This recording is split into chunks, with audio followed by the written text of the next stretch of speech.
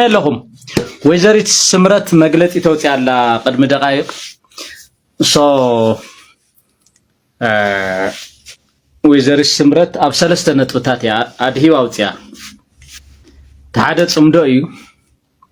صمدو لأي ملكت سلالخونة بغطتاي متين أبزي تخلأي ناي سراويت حتى يملس يزول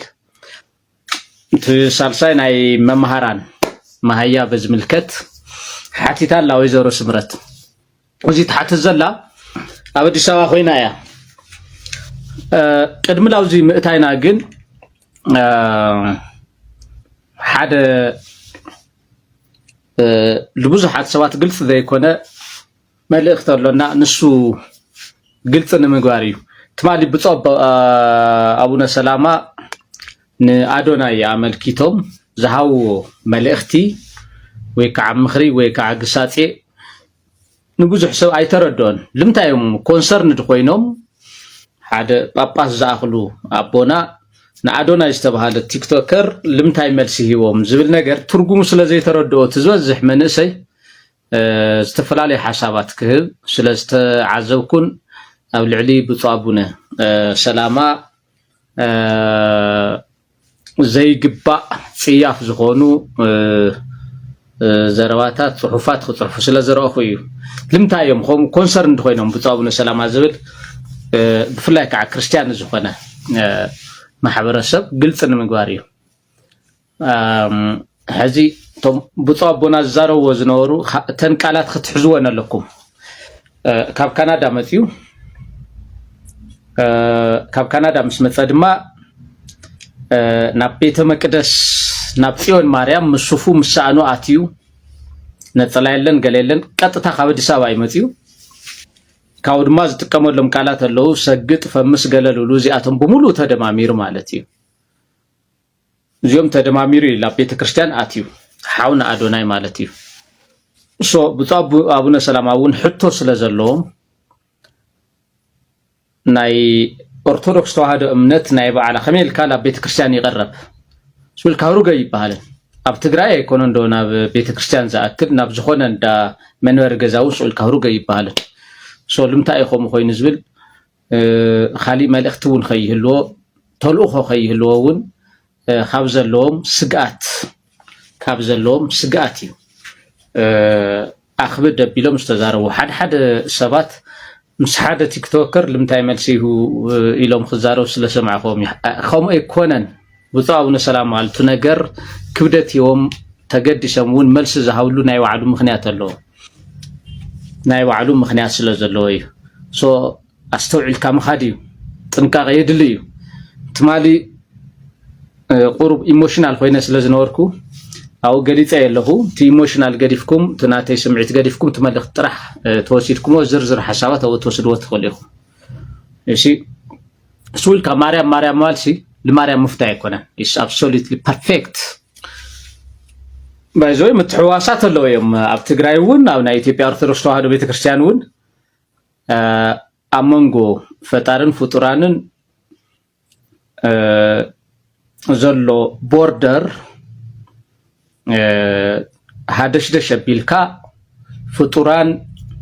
نمسغان ناي فطاري مسغانا مدراو عينت ون نغرات اللو ابزي انا زي خزارو يدل سلازي ملكتني وي كعس لزي يغبن مالتي تو أرثوذكس توحد كريستنا قلعت بيلكاي بزح كرم زغبو نغرات اللو صويات اللو زياتهم زملكتهم اكلات سوس بطابنا سلامة مريم والوعلش مريم مفتاح يكونن نأدينا كدست ما دنجل مريم ناي فتار مسغانا مهاب نعم مخبار يكونن زغبا كبر زي مهاون نعم مخبار مالت يكونن نأدينا كدست دنجل مريم زو هوا ناي على خبر له ناي على مسغانا له نفتار خا ناي وعلو له سو بوردر حلي خايز خيت اب تግራይ ውን ኣብ ሙሉ ኢትዮጵያ ውን ዝረአ ዘሎ ኩነታት ግን ከመይ ይኮነ ደንበ ምትሕወሳት ኣለዎ ኣብ መንጎ ፈጣርን ፍጡራን እዚ ኣብ ዝምልከቶ መድረክ ዝለዓል ይኸውን ኣብዚ ዝለዓል ይኮነ ሶ እዚ ኩሉ ኣብ ግምት ኣትዮም ማርያም ማለት ሱልካሲ ለማርያም ሙፍታይ ይኮነን ኩሉ ከለው ብምኽንያት ስለዚ ኣብዚ ኣስምሩሉ መንበረ ሰላማ ብዙሕ ገዛዕየው እዩ ዘሎ زي تكال زي ሃይማኖታዊ ትካል ይኮነን ለህዝብ ትግራይ ማለት ሃይማኖታዊ ትካል ጥራሕ ይኮነን ለህዝብ ትግራይ ቢዮንድ ዛት እዩ ብሔራዊ ትካል እዩ ትግራይ ከም ሃገር ክትቀውም ከላ ሓደ ዓምድ ኮይኑ ጠጠው ዘብሎ ኮሎኒ ስልካ ኣብ መንበረ ሰላማ ወላኳ ዝያዳ ኮንሰርንድ ኮይኖም ክከታተልዎ ክሕብሕብዎ ዝግባቶም ክርስቲያን ተጋርቶ ኮኑ ኩሉ ትግራዋይ ክሕብሕቦን ክከታተሎን ይግባይ ልክዕ ከምቲ መስጊድ ነጋሽ ኩሉ ትግራዋይ ዝምልከት ማለት እዩ ታይ ትርጉሙ ናይ መንበር ሰላማ ምጥያሽስ ትርጉሙን ታይ ዝብል ነገር በደንብ ንዝርድኦ ሰብ ናይ ህዝብ ትግራይ መንነት ታሪክ ስልጣነ ክብርታት ላው ዝግብኦ ቦታን ብራኸን ዝምልስ እዩ በሓፂሩ ትግራዋይነት ዝምልስ እዩ ኢልካ ምድምዳም ይካል እዩ ኣብዚ መንበር ሰላማ ብዙሓት ስራሕቲ የድልዩ ክሳብ ሕዚ ብስትራክቸር እዩ ካብ ወጨገ ሲኖዶስ ተፈሊምበር ሶፍትዌሩ ገና ይተፈለየን ኣብዚ ይኽራሎ ካሊ ኣብዚ ትማሊ ቀድሚ 3 መዓልቲ ዝተኸበረ ናይ ቅድመ 4 ኦር 5 መዓልቲ ዝተኸበረ ናይ ጽዮን ማርያም ሕዳር ጽዮን ማርያም ልዕሊ 2 ሚልዮን ዝግመት ህዝቢ ኣብ ከተማ ኣክሱም ተረኺቡ እዩ እዚ ታሪኽ እዚ ብጣዕሚ ዝገርም እዩ ዝቁፅር እዚ እውን ዝለዓለ ቁፅሪ እዩ ኣነ ክሳብ ዝፈልጦ ማለት እዩ እዚ በዓል እዚ ናይ ኢትዮጵያ ሚድያታት ኢቢሲ ዋልታ ፋና ገለ ምናምን ኣይመሓላለፉን ናይ ክልላት እውን የመሓላለፉን ዘይመሓላለፍዎ ምኽንያት ከም ሓደ ንቑሕ ትግራዋይ ኮይንካ ተሪኢኻዮ ደፍዮም ካዮም ካው ደንበ ኢትዮጵያዊነት ደፍዮም ካዮም ብዙኻ ክትሪኦ ኣለካ ከም ኢትዮጵያዊ ኢሉ ዝኣምን ትግራዋይ ድማ ሕቶ ከልዕል ዝግብኦ ክስተት ተፈጢሩ ሓደ ናይ ኢሬቻ በዓል ሰፊሕ ሽፋን ዝህብ ናይ ኢትዮጵያ ብሮድካስት ኮርፖሬት ፋናን ዋልታን ኩለን ናይ ክልላት ሚድያታትን ልጨምበላላ ልፍቺ ጨምበላላ ማለት እዩ ሰፊሕ ሽፋን ዝህብ ደርበ ከርቤ ማርያም ኣብ ግሸን ማርያም ዝኽበር ሰፊሕ ሽፋን ዝህብ ኣብ ካልኦት በዓላት እውን ሰፊሕ ሽፋን ዝህብ ኣብ ናይ ሙስሊም ጾም ሮማዳን ናይ ምሸት የራት መጋራት ልብል ፕሮግራሙ ሰፊሕ ሽፋን ዝህባ ናይ ኢትዮጵያ ሚድያታት ኦልሞስት ናይ ኢትዮጵያ ኩሉ ኣማኒ ዝተረኸበሉ ልዕሊ 2 ሚልዮን ዝግመት ተዋህዶ ኦርቶዶክስ ዓባይል ተረኸበሉ ናይ ሕዳር ጽዮን ኣክሱም ግን ሽፋን ኣይሃበን እዚ ጌጋ እዩ ሕቶ ምልዓል ልምታይ እዮም ዘይሃቡ ኢልካ ሕቶ ምልዓል ኣገዳሲ ካሊ ብዙሕ ኢትዮጵያዊ መፂላ ኣክሱም ለም ዘበን ኦርቶዶክስ ዓባይ ብዙሕ ኢትዮጵያዊ መፂው ክመጽእ ከሎ ድማ ኣብ ድሮ ጨፍጫፍ ናይ አርሲ ኦርቶዶክስ ተዋህዶ ናይ ባሌ ኦርቶዶክስ ተዋህዶ ናይ ዝተፈላለዩ ከባቢታት ኦርቶዶክስ ተዋህዶ ናይ ሓረር ጽባሕ ጨፍጫፍ የመጽው ንምንታይ ከምኡ ኮይኑ ኢልካ ከም ገዛዕዮ ወሲድካ for the next year እኹል ዝኾነ ምድላዋት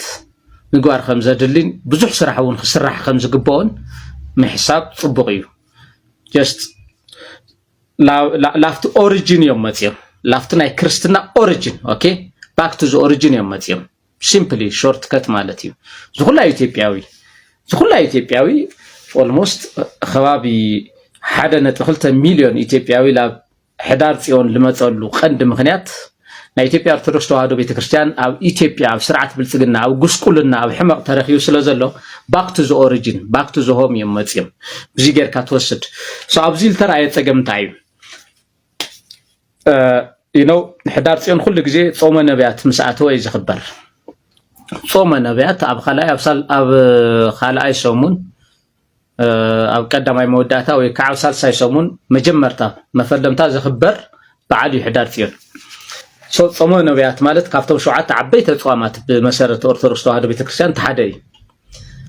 እሞ ድማ ኣብ ኣክሱም እዩ ናይ ተዋህዶ ኦርቶዶክስ ኦሪጂን እዩ ኣክሱም ኢልካ ናይ ክርስትና መሰረት ኢልካ ትወስዶ ይኮን ተዋህዶ ኦርቶዶክስ ዝብል ቲ ዶክትሪን ባዕሉ ቲ ፊሎሶፊ ናይ ክርስትና ፊሎሶፊ ዝተረኸበሉ ኢምብሪዮኒክ ሳይት እዩ ኣክሱም ኣብዚ ቦታ እዚ ጾመ ነቢያት እናሃለወ ሕዳር ጽዮን እናሃለወ ሕርዲ ይፍጸም مدما أوسن أسفلت 2 مليون هزبي حدا نطق بقى توتالي 2 مليون هزبي لا أقسم خمس خلو كريستنا نافي قوة تباريخو تقدسو نابجزو خملسي تمنيت بركة حجو قدسنا حجو خملسي نير تدليتو خمس خلو قد سعسعيت له تشفرالو بارالو قرطي طرسغا مستسخر إلوون دانكيرا ناي غويلا غزع درفتات له so the expectation مستي actual أخسم مسترأي نجر ما شيء جبران أخسم قدست ختما تبالت غينا قدست ختما ختمثل الله قدست ختما زي كونت أخسم كل قدست ختما يالكا ختزارو مورالي يهلو كان صوت كنتيوا تيخسر حلو نا أخسم كنتيوا تنمر أج انت يخسر حلو بيرو باهلن توريزمن تግራይ انت يخسر حلو بيرو كوميونيكيشن ጉዳይ ትግራይ እንታይ ክሰርሕ ኣለዎ ለሕዳር ጽዮን ልብል ነገር ብደንቢ ከም ገዛዕዮ ወሲድካ for the next year readiness የድልዮ እዩ ጥንቃቄ የድልዮ እዩ ቅድስት ከተማ ተኮይና at least ብትዕለቱ ስብት ሕዳር ጽዮን ማዓልቲ ቅድስት ከተማ ክትመስል ከም ዘለዋ ገዛዕዮ ሂው ዝኸደይ ንዘስተውዕል ሰብ ማለት እዩ ኣክሱም ሰለስተ ዓበይቲ በዓላት ይኽበሩ እዮም ሕዳር ጽዮን ዓይንዋሪ ሆሳና ኣብዚኣቶም ኣክሱም ክትመስል ኣለዋ أخسم ده زي تمثل كوينا قدست كتما يكونتن مالتي أخسم سلزي أبزين ناو علي opinion recommendation هيبه ناوزنا يلوم معلتقات سالي طلقوخي خيد لن كدمي لاوزنا يلوم معلتنا يسمرت مجلس محابي كبرات ملكتي حدا سيريس اللي خطري وزقباء نقر له جنرال طارقان كدمي خلطة ورحي أب زخونة ميديا قريو بزتزارو مسرت أب تقرأي عشرة بومبا طب تبيلنا لك اعتانا دانيال كبرت زروا مالتي سلام مخنسنو منا من اسي عمت تلعال عتق ختت للأواج مؤواجو سعيبو السبات أب زي يقولوا ساعات أب هنساتات أب منقتات بومباتات يدور يلو نايت أركان تلاعفت مالتي سنات مقصلتاي ناتو مقصلتا مخانو لب ختول صادقان اشباري خوين زلو بزح الساعات صادقان اشباري خوين زلو تود بعلت سمرت لبهلون مسارحي جبر رعدن مراحي جبر رعدن يخوين زلو سو فليتكمن كيفلتكمن ابالا سمرت زخونكم ناي سمرت حابرت زخونكم تولت تግራይ ካብዚ ውዳበዚ ንዓርሽኩም ክተርሑ ቀለኩም مخنياتو تግራይ لاب حقن سرعاتن مستملست سمرت بجبر رعدي خم لخصص ولا حنت طرطر يبلو سلازم نعرشكم ابز تچمالقه ناي قداما جينوسايدر مغابر يا زخونه سمرت توهاله بارتي بزي منخخا نعرشكم حرخ تغورو لكم زبل ملختي يزلني سولو معلتي لمتايو سمرت لوطو مغلطي اب سلسته نغراتيو ادهيبو حدا صمدو بزملكاتي صمدو بزبل مخنيات شعبيا ناب تግራይ مصيو مسحوحات كوينو اب لعلي غزاو محدار مفنقله منغستي مكرا غيرو يزبل كابي امتي خايه تتوايد ملس يولو كابي امتي خايه تتوايد ملس يولو حدا اتي تمالي قدم تمال استخسته ناي سراويت تግራይ لكل تجربة كلير من تخون مالتي خمت داويت كبد زولو ونا يكونن خمناي ودورده يكون ناي سمرت غازيطنيا تزولو ونا يكونن بشرو بعد حد لو مريت تواهيوم بسم انفستمنت نمطح اندو ندرهو مربح دو قال تواهيلو او زوريا مقاله مريت تواهيوم تا مقششسا ختصدق منتي لا شيطمون مليونات قال منتي ناو جيبوم خرخو ودورده اب سلطان بزح غزي نخصنحن نو خكناخنون غديتاي مقششي يال ولعت خود خمايا بايزو ناتي ناي مزراو نصانتي زخونه يكون سلازي يعسفني ناتي ناي مزراو ناي مقلاس ناصنتي زركب زخونه يكون اكل سلازي يعسفني لاي هو حتى يتعسفني زخونه بعل هفته يعسفني زخونه اكل يعسفني زخونه ودابه يعسفنا جست عرشك الى زغيت سبيان سو تومنا يتحدث ورد اكتيفيستات زولعو نجر الله ዝተውሃቦ መቆሽሽ ኣሎ ኢሉ እውን መሬት ብሽም ኢንቨስትመንት ናይ መጣሓንዶ ናይ ደርሆ መርባታ ዶ ናይ ገሾ መብቀሉ ዶ ናይ ግዛዕ ዶ ኢሎም ልወሰድዎ መሬት ስለ ዘሎ እታ መሬትሳ ንኽውንኑ ንኽሸጡ ክሳብ ዘኽእሎም ኩነታት ታደሰ ወረደ ክከናኸኑ ግድን እዩ ተመዛበልቲ ወገናትና ይኹን ግዛእታዊ ሓድነት ትግራይ ላብ ትግራይ ይመለስ ኣይመለስ ግዴታኦም ኣይኮነን ጉዳዮም ኣይኮነን ስለዚህ እዚ ኩሉ ሰምዕ ሰብ ክፈልጦ ኣሎ እቶም ተጋደልቲ እንታይ እዮም ገይሮም ትማልን ቅድሚ ትማልን እንታይ እዮም ገይሮም እቶም ተጋደልቲ ኣብ ኣርሚ 31 ናይ ክልተ ክፍለ ሰራዊት ሓንቲ ሓይሊ ኣባላት እዮም ረመፅ ትበሃል ክፍለ ሰራዊት ሓንቲ ኣባል ሰላሊዓ ትበሃል ክፍለ ሰራዊት እውን ሓንቲ ሓይሊ ናይ እዚኦም ከባቢ ኣራጉረን ምስ ዓፋር ዘዳዎም ድፋዕ ሒዞም ነይሮም ሰለስተ ወርሒ ተኸታታሊ ክወሃቦም ዝግባእ ናይ ጁባ ሳንቲም ኣይተዋሃቦም ብዝተፈላለየ ምክንያት ማለት እዩ ስለዘይተዋሃቦ ዝራብዓይ ግዜ እውን ስለዘይተዋሃቦም ክወሃበና ኣለዎ ኢሎም ጀስት ልልምልከቱ ኣካል መፅኦም ሓቲቶም እዚኣ ክልተ ሓይሊ እዮም ናይ ረመፅ ክፍለ ሰራዊት ሓንቲ ሓይሊ ናይ ሰላሊዓ ክፍለ ሰራዊት ሓንቲ ሓይሊ ማለት እዩ ኦልሞስት ሓንቲ ሓይሊ ማለት 32 ሰብ 64 ሰባት እዮም መፅኦም ላብ ቤት ፅሕፈት ታደሰ ወረደ ማለት እዩ ሓቆም እዮም 4 ወርሒ ሙሉስ ናይ ጁባ ናይ ቀለበ ይተዋሃቦም ሶ ተሪሎም መፅኦም ሓቆም مسعدكم يوم متيم لمتى مسعدكم متيم عبد دفاع سلزنورو تعتك لمن دا قديفهم مخمص عبد دفاع سلزنورو تعتك لمن قديفهم مخمص قوميلهم متيم دحر تصقم تفتحوا لاو دفاعهم خيدو بقى زي اكو تخوينا دحر نبعل داويت كبر انت يقولوا حاجيم مفنقله منغست تخبر هذا حوحات እንታይ ዓይነት ውድብ ምዃኑ ምፍለጥ የድልዩ ዓዲ ዝመርሕ ዝነበረ ዝተፈላለዩ መራሕቲ ኣብ ዝተፈላለዩ ሌቭል ዘለው ብሉፃት ዝኾኑ መራሕቲ ኣብ ናይ ኢትዮጵያ ኩሎም ሚኒስቴራት ኣብ ናይ ትግራይ ኣብ ናይ ኩሎም ኣፍሪካ ሃገራት ናይ ዓለም ሃገራት ኣምባሳደራት ዝገበረኝ ኢጋድ ዝበሃል ሰናፎረም ዝበሃል ኔፓድ ዝበሃል ኦርጋናይዜሽን ብግንባር ቀደምነት نخطاي سرحي حوحات ما سوي ترى ودب يكونن وي ونات وي ساوت يكونن ودب حوحات سو نحوحات نمنقاف مجمريا نايت ودب بحريات نايت ودب عقمي سوشيال كابيتال جراوند مصرع ادلاي بحريو وزي خيفلطو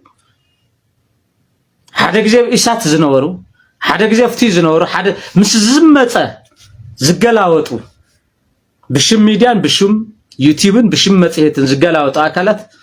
ዝኾነን ዘይኮነን ነገር እናተዛረቡ እናጻሐፉ ንህዝብ ትግራይ ከደናግሩ ንህዝብ ዓለም ከደናግሩ ንዕዘቦም ስለዘለና እዩ ሶ እዚ ተሐቂ ጀነራል ታደሰ ወረደ ለሙራድ መፈንቅለ መንግስት የድልዮን ምክንያቱ ፕሬዝዳንት ጊዜያዊ ምሕዳር ብመሰረት ስምምዕነት ፕሪቶሪያ ስለዝኾነ ዝመጽእ ናይ ህወሓትን ናይ ፌደራል መንግስትን ስምምዕነት የድልዮ ካብ ክልቲኦም ሓደዮም ድሕለይ ተመቺዎ እቲ ሓደ ይእከብ ወሳኑ يقرب هذا لابنت لتادس ورده لمراد خاب سلطانوس حوحات يكب تاكي وسانه يحلف يورد تايلو جست البرايم مينستر يقولوا ما خلتيهم سمعنتي جاءت حتى تخاليتي سراوي تግራይ يكب بقى يتمرحنا يتلو يتمرحنا زاسيتكو جنرال تادس وردس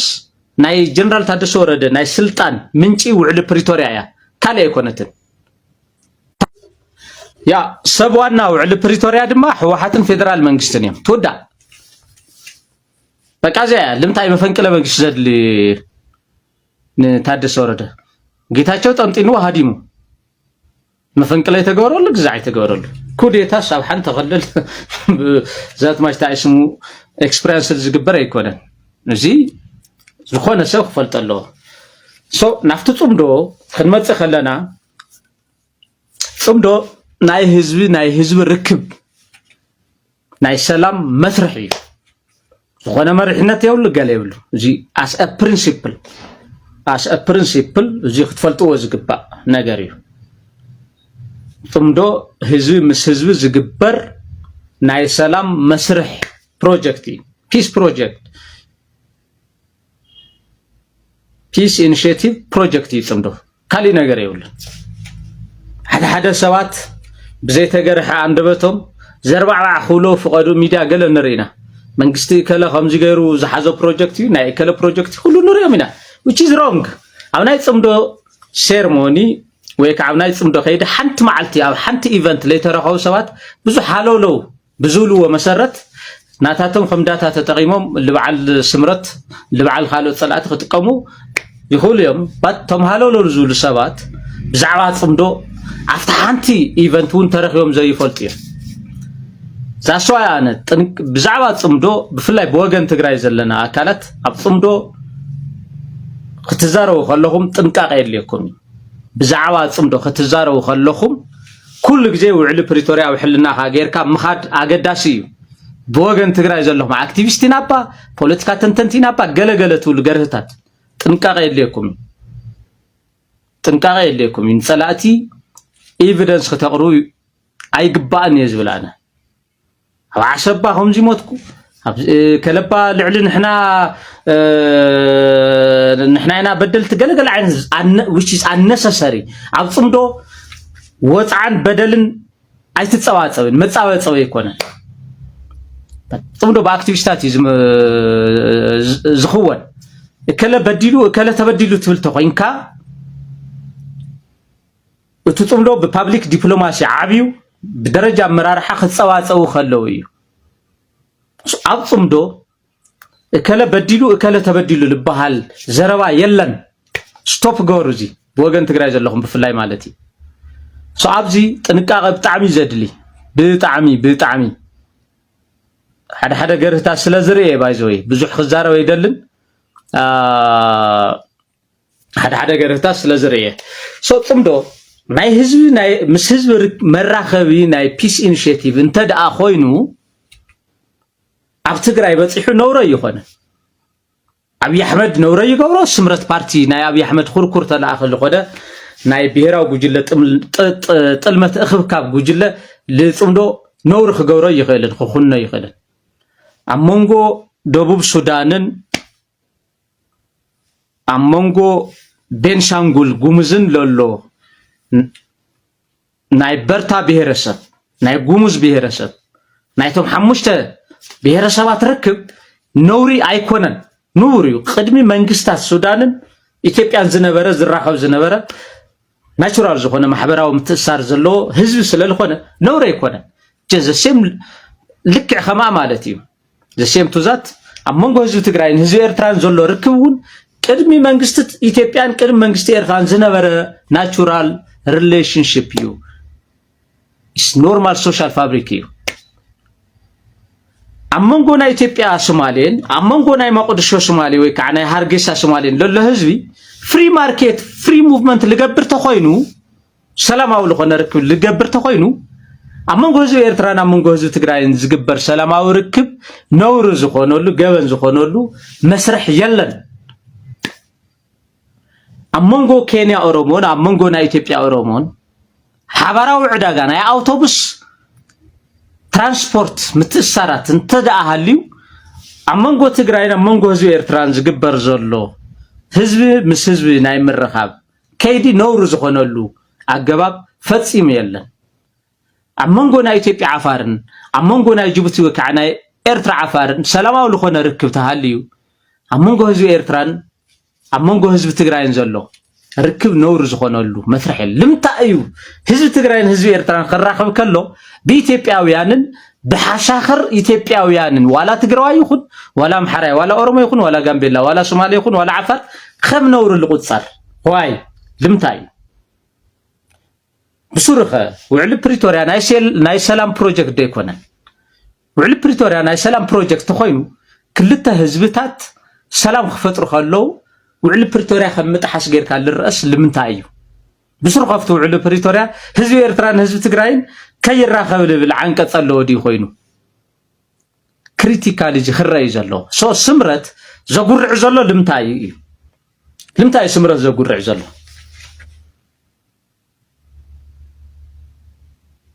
ወሲኹ እውን ስምረት ተመዛበልቱ ወገናትናን ግዛታው ሓድነተናን ላመረበቶም ንኸይምለሱ ዝተፈላለየ ጻዕሪ ይገብር ምንዋሩ ስምረት ይፍለጥ እዩ ጌታቸው ረዳ ሑመራ ኸይዱ ምስ ደመቀ ዘውዱን ምስ ደምለው አሸተን ታይ ከም ዝገበረ ንፈልጦ ኢና ኩላትና ጣዕማ ዓረዶ ህዝቦ ምዕራብ ምሕራይ ምዃን ክኸውን ይኽእል ከሎ እዚ ጣዕማ ዓረዶም ኮ ስትራቴጂክ መሪሕነት እዩ ናይ ስምረትስ ላዕለዋይ መሪሕነት እዩ what does it mean ታይ ማለት እዩ ጌታቸው ረዳ ሲ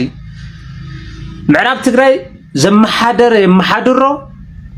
ተመዛበልቲ ክንምልስና ኢሉ what does it mean ታይ ማለት እዩ ሰባት ኣብ መሬት እዮም ዝነብሩ መሬት ትግራይ ወዲ ሰብ ኣብ መሬት እዩ ዝነብር ኣብ መሬት እዩ ዝነብር ጥራሕ ዘይኮንስ ኣብ መሬት እዩ ዝቕበር ርስቱ መሬት እዩ ሓንቲ ዑኽቲ ሓመት ትግራይ ናይ ትግራይ እያ ንመሬቱ ዘይመውት ትግራይ ዳ ታይ ትግራይ ይኽበሃል ሓንቲ ዑኽቲ ሓመት ትግራይ እያ እቲ ሓመድ ስቑኢሉ ዝመፀ ኣይኮነን ብፍላይ ከዓ ናይ ትግራይ ክኸውን ከሎ እቲ ሓመድ ስቑኢሉ ዝመፀ ኣይኮነን ብዙሓት ቀያሕትን ጸለምትን ዝተሰውኡሉ ክቡር ዝኾነ ሓመድ እዩ ዞባ ምዕራብ ምስ ውድብ ሕወሓት ዘለዎ ምትእስሳር ካብቶም ካልኦት ከባቢታት ሕልፊ ዘለዎ እዩ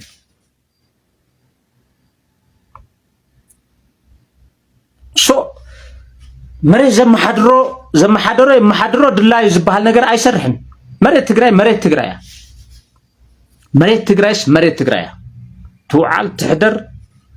ላብ ተጋሩስ ክትምለስ ግድን እያ ለመሬቱ ዘይዋጋእ ንመሬቱ ዘይቃለስ ሰራዊት ትግራይ እንታይ እዩ ትግራይ ለመሬቱ ዘይቃለስ ሰራዊት ትግራይ እንታይ እዩ ትግራይ ለመሬቱ ዘይቃለስ በንእሰይ ትግራይ ለመሬቱ ዘይኳሻሕ መሪሕነት ትግራይ እንታይ ኣምንታይ ሰራዊትነቱ حزلا مريت تجري كو بتعم تازنا أسات يا بتاريخ بايزوي نايدرج تجري كو تعب خابنا يهودك تجري نايدرج تجريش تعب خابنا يهودك تجري تاني تجري حزلا نا يهودك تجري لو عفر لو أجو لو ولو لو غندر لو إيرترا شربهم ميلاد خدتيا بتعمل تشمررته خبزي أونس زوبا زاكل ملو كتسن سلمت زاكل ملو خدسن سو لحمد تجراي لمريت تجراي زي يواجع سراوي تجراي لا سراوي تجراي يبال لمريت تجراي لحمد تجراي زي قالس منسي تجراي زي تقالس وعرو تجراي لا عينتاي حمد تجراي في زوا معراب زلو on top of that strategic بوتاي السودان زرخ بكاي سلازي ابزي واقع داغا زبحال يكون خمتنا يسمرت تمزابلت وغناتنا لامربتهم خملوس تخوينهم وعلى بريتوريا ستاسكو انتي سلازغونه لك كم تقدم خوينات مجمارا زنبرت ناي تግራይ كارتا كما إلى مسم محدارو مسجدو وحسب زغونه اغباب تمزابلت وغناتنا خملوسلو زي بقى خدكم حز ጌታቸው ረዳ ጻርቃት زحلمو ዘሎ حرا مريت دو ግዛዕ ዘሎ ዕጡቃት ላው ትኸይድሞ እሱ ከም حرا مريت ወሲድካ ድሓር ላውዚ ለማኸል ንሕወሓቴ ንግዛዕ እናፈንቀልካ ምምጻይ ኢምፖሲብል ተው ዘሎ ወልቀታይ ትግራይ ተው ዘሎ ወድ ጸለምት ትግራይ ተው ዘሎ ወድ ጸገደ ትግራይ حمد خجبرك تملشاو زلو هذا يكون حمد خجبرك زي حسابي ما يجيتاچو عطقاتس او حمراتيومس كاو صحخم حرام مريت تطقيمومس ناي بلصغنا لوجيستيكاو دغافلاته غبرلومس دحر لاوزي سغيروم حفشاو ناي تግራይ سلطان ከተሓዘለ ይገደገደገ بلا بلا بلا لا عينت مالتي زي مسل ነገር زي حساب from the very beginning mission impossible is خمسة عين نقرأت تحسسها زي حلم يجي so بزي خرّا زلوا تمقلت حدا فلش زجورو زي تلاي حتى سراوي تقرأ يملس زبل سمرت بارتسي ناي آدم عطقات لا لك تتصل ما ينور كان سراوي تقرأ ناي آدم عطقات وجل دحرت لا لك تصرفه ما ينور كان دسي شنافي مذكر أبادي زي من يخاتلو طعم عردهم انتي لي يصوع السراويت تግራይ عطقات ጉጅለ ድሕረት ላውለይ ናብ ቆናጸቦም ዝዑል ሳዚ ንሰራዊት ትግራይ ተቆርቋር መሲሉ ሕቶ ሰራዊት ትግራይ ይመለስ ክትብል ናይ ማፍያ ናይ ዓፋር ቀልደሎ ናይ ዓፋር ቀልዲ ብአባህላ ብዙ ግለ ልባህላ ለዓው ይخራ ዝመስል እዝንም ከምዚ ይገብርዋሞ ጠብጠብ ትብል ዚያ ተቆሪጣ ደሞዚ እዝን ኻበይ ላይ ሎም ይቀልዱ እሺ ከምዚ ዓይነት ቀልዲ ማለት نحن مهران حطو قله نحن مهران بجت من دي زبجته فيدرال منكس ده يكونه ناي فيدرال منكستي كركر تلا خوين زلو سمرد ده يكونه اب تግራይ ዘሎ ናይ ደሞዝ ሕቶ ሙሉ ፌደራል መንግስቲ በጀት ክለቅ ከሎ ዝምለስ ሕቶ እዩ መቸም ትግራይ ቅርሺ ተሰርሕ ወይ ከዓ ናይ ትግራይ ተዋሂዱ ዝፍለጥ ቅርሺ የለ سو فيدرال منغستي بجت يلقق نايمه مهاران لك خمتو خالي مالتي باجو فيدرال منغستي لتግራይ بجت خلقق خلو فيدرال منغست فقيدو زهابك يكونن اكلو على بريتوريا يستاشقو انت تخينا كلها ياخت ملس سو فيدرال منغستي خملسو زغبا ነገርስ ናብ ህወሓት ምቀባ ናብ ግዛው ምሕዳር ትግራይ ምልጣፍ እንታይ የምጾ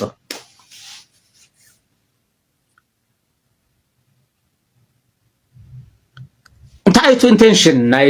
ስምረት መግለጺ ሰራዊት ዓምጽ መማህራን ዓምጹ ካልኦቱን ዓምጽ እዩ እዚያ ኮያ ታጣውዒት በዛ ዓመጽ ዲግ መጀመሪያ ኣብ አዲስ አበባ ይخجمر ምንም ሕቶ ይውልና ኣብ አዲስ አበባ ናይ ሓኻይ ዓመጽ ናይ መንእሰያት ዓመጽ ናይ ዩኒቨርሲቲ ተማሃሮ ዓመጽ ናይ ህዝብ ዓመጽ ናይ ኩሉ ዓመጽ ክላዓል ይቀርባ ግዜ ምክንያቱ ዝረአ ዘሎ ናይ አብይ አሕመድ ናይ ፖለቲካል ኢኮኖሚ ስታተስ ደምብ ገይሩ ክሊርሊ ማለት የረኤካ ስለ ዘሎ ሓደ ማኒፌስቴሽናት አለው ናይ ዩኒቨርሲቲ ዓመጽ ህሶ ኢልካ ቀሊል ነገር አይኮነን ሕዝሎ ማዓልት ናይ ጅማ ዩኒቨርሲቲ ተማሃሮ ናይ ጅማ መንእሰያትን አብይ አሕመድ ግራውንድ ይዝባል ተቃውሞ ከልዕሉ ዒሎም አለው ዚያት ሐቂ አዲስ አበባ ዝላዓለ ዓመጽ ናብ ትግራይ ንምድፋእ ዝገብሮ ዘሎ ናይ ጌታቸው ናይ ጻርቃን ሓርኮት ኮት ከም ዝናብ ዘይወቅዕ ዳመናይ ስለዚህ ታናይ ስምረት መግለጽስ እዚያ ካሊታሽም ይውል ብዙሓት ተጋሩ ቀድም ክብል ናይ ዩኒቨርሲቲ ተማሃሮ ዓመጽ ብልተዋደደ መልክዑ ተቀጻጺል ነይሩ ጌታቸው ረዳ ኣብ ለንደን ኣብ ቢቢሲ ዝቀረበሉ ቀንዲ ምክንያት ብዙሓት ተጋሩ ብደንብ ለይስተውዓልዎ ከም ዝመስለኒ ልተዓመጽፉ አጀንዳ ለምቅያስ እዩ ናይ አዶናይ ሃሎሎውን ሙዚል ተሓዚ ሰውሉ ዝመጽ አይኮን ዳው አየር መንገድ ዳው ኃይለ አየር መኻድ አዶናይ ማል ገለገለዚ አጀንዳ ምግባር መቸም 100% ናይ ዩኒቨርሲቲ ተማሃራይ ሞባይል አሎ ሞባይል ዘይውሉ ናይ ዩኒቨርሲቲ ተማሃራይ ስለዘይለ ማለት 100% ከዓ ቲክቶክ ይጥቀሚው ኦን ቶፕ ኦፍ ዛት ቲክቶከር ውን እዩ ሶ ካልኩሌሽን እዚ ሰሪሕም እዮም ናይ አዶናይ ናይ ጌታቸው ረዳን ከም አጀንዳ ኮይኑ ቅጽል ዝገበርዎ ማለት እዚያ ያታ ዋና ምሽት ቴምፖራሪሊ ትናይ ተማሃሮ ዓመጽ ህድእ ክብል አኺልዎም ናይ አዶናይ ናይ ጌታቸው ረዳን መንቀሳቀስ ንፍለጥ እዩ ዛስዋ ያነ ስትሮንግሊ ዝቃወሞ ዝነበርኩ ናይ አዶናይ ውን በዚ ምክንያት እዩ አዶናይ ኢዝ ኖት አ ቲግሪያን ሜንታሊ ማለት እዩ ሳይኮሎጂካሊ ትግራይ አይኮነን ወለዱ ተጋሩ ምኻኖ መጽቢቅ ይፈልጥ ግን ከም ወለዱ ትግራይ አይኮነን አዶናይ ዝብሎ ህዚ ሁሉ ሰው ደይቃወሞ ለሐቀ ሁሉ ወላ ምሁራት አርቲስታት ቤተክርስቲያን ገለ ሁሉ ኮ ይቃወሙ ዛስዋ ያነ ቅድም ሰለስተ ሰሙና ብራኸሸው ቀሪበ ዝተቃወምኩ ሕዚ ሁሉ ሰው ይቃወማል ኩሉ ሰው ማለት እዩ ኤጁኬሽናል ፎቢያ ዝኾነ ትምህርት ታይ ይገብረልካ ስራሕ ታይ ይገብረልካ ሰግጥ ገለልድስ እንተማሃሮ ለደቅና ሓፈሻውን خمسة መጠን ዘባላሽ እዩ ዝብል ከም አጀንዳ ሕዚ ይቃወሙ ወለው ደስ ለካ ነገር ሽልማት እንኳን ወሰዶ ከይተሸለመ እንኳን ዘይ ተቃወሙ ሶዛሲት አዶናይ ትሪዎ ተለኹም ሓደ ግዜ ቴዎድሮስ አነይ ብለካ ዘድንቆም ሃጤ ኃይለ ሥላሴ በጣም ዘድንቆም ሉቱ ሰዋይ እንተ አርቲስት ሽማግለ ሰዋይ ጎፈሬ سياب سواي حيل سلاسة مسلك هاترين قال يزولو بيت منجست حيل سلاسة خيدو appreciate غيريو كاود ما ناو سمون موتيو افتم نجست زغبود له خيدو اتي صوت ناي ادوناي ايغو انتايو فريم تغيرو دي خاب دغمت وسي متن سرو تايم جست زرا ነገር ይና ሱልካ ሲሪየስሊ ማን በቀልሉ ዘራ ነገር ይኮን ሶ ናይ አዶናይ ናይ ጌታቸው ረዳ አብዚ አጀንዳ ምዃን በተከታታሊ ናይ ዩኒቨርሲቲ ተማሃሮ ኣብ ልዕሊ አብይ አህመድ ስትሮንግ ለኾነ ፕሮቴስት ከይገብሩ ዘኻለ እዩ ንግዚኡ ተዓዊቶም አለው ንግዚኡ ማለት እዩ ቀጻለ ሓቢርና ንሪኦ ንኸውን ሶ ታናይ ስምረት መግለጺት በሐፈሻ እንታያቱል በሐፈሻ ኣብ ትግራይ ዓመጽ ይልዓል እዩ መማሃራን ሰራዊት ኩልኻ ዓመጽ ይዝብል ዚያታ መልእክቲ ዚያ ከዓ ዘይኸውን ነገር እዩ ሚሽን ኢምፖሲብል ይኸውን ሪዛልቱ ውን ማለት እዩ እዩ ናተይ መልእክቲ ስለ ዝሰማዕኹምኒ ኣዘይ መስግን ብዛዕባ ጽምዶ ዝምልከት ብዙሓት ኤርትራውያን ኣሕዋትና ስጋት ኣሎ ወላ ተጋሩውን ማለት እዩ ኣብ ደገ ብፍላይ ጽምዶ ዝኾነ ይኹን ኣካል ድሕሪ ዝመልሶ ይኮነ ብርሃነ ይመልሶ ኣወለ ይመልሶ ክልቲኦም መራሕቲ ነዚ ክመልስዎ ይኽእሉ ንግዚኡ ክሕንኩሉ ይኽእሉ እዮም ናይ ትግራይ መራሕትን ናይ ኤርትራ መራሕትን ክሕንኩሉ ቢኮዝ ላብ ህዝቢ ኢንትሮዲውስድ ኮይኑ እዩ ፓብሊክ ኢሹ ኮይኑ እዩ ሕዚ በቃ ህዝቢ ኤርትራን ህዝቢ ትግራይን ኩናት ጸልዩ ስደት ጸልዩ ሰላም እዩ ዝብህግ ሶ ወገን ኤርትራ ጽምዶ ጽቡቕ ይምራሕ ኣሎ አይ ነው በት ጥንቃቄ ዘድልዩ ነገራት ኣለው ናቅፋ ፕረስ ጽሑፎም ዘሎ ጽሑፋት ጸረ ጽምዶ እዮም ቶታሊ 100% ኣብ ናይ ትግራይ ፖለቲካዊ ጉዳያት ኣድሂቡ ጽሑፎም ዘሎ ጽሑፋት ጸረ ጽምዶ እዮም ቶታሊ ሮንግ እዩ ናቅፋ ፕረስ ዝኸደ ዘሎ ኖት ኦንሊ ናቅፋ ፕረስ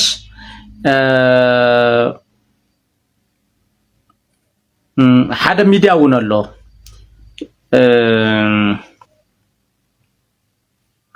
ኢንተርናሽናል ኤሪ ገለገለ ልብል ኣሎ ሓደ ርስዓኽዎ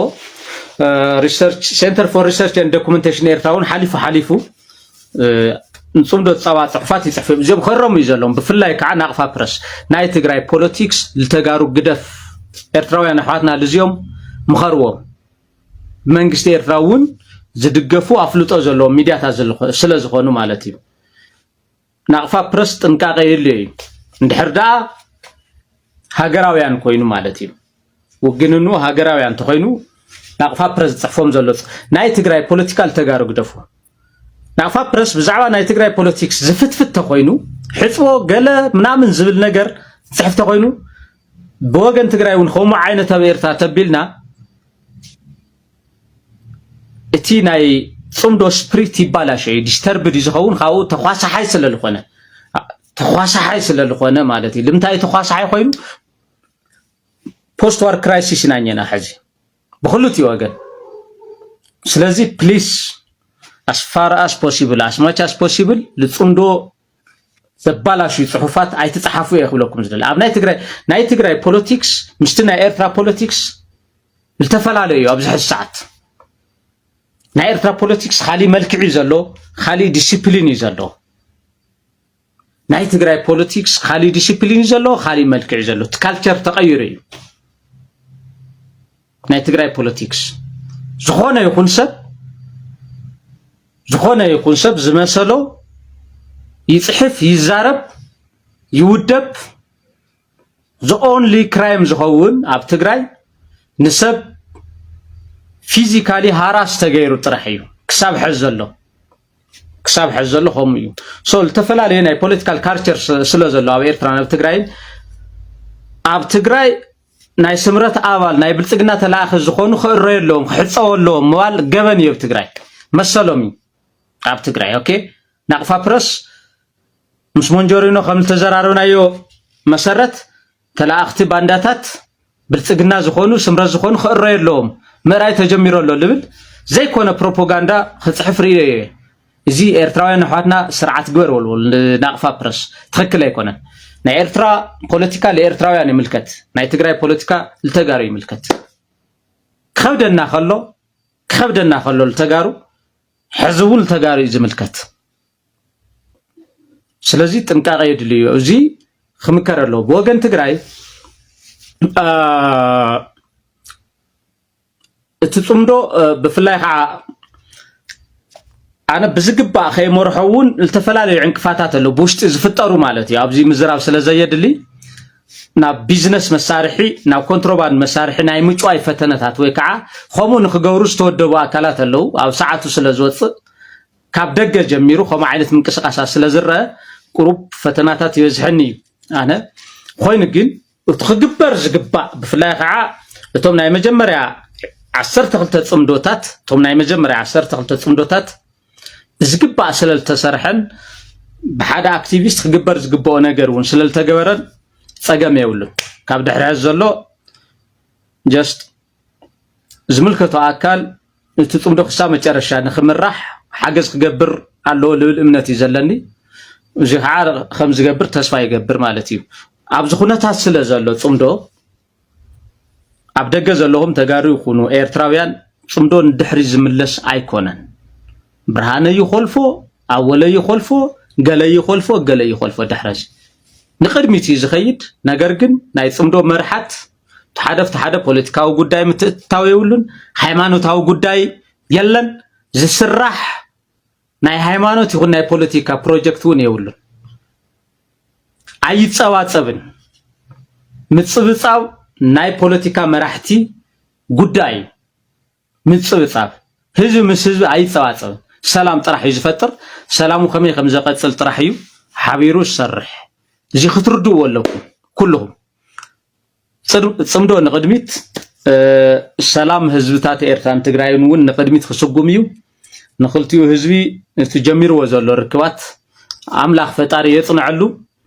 እየ ክብለኩም ዝደሊ የቀነለ ስለልሰማዕኩም thank you so much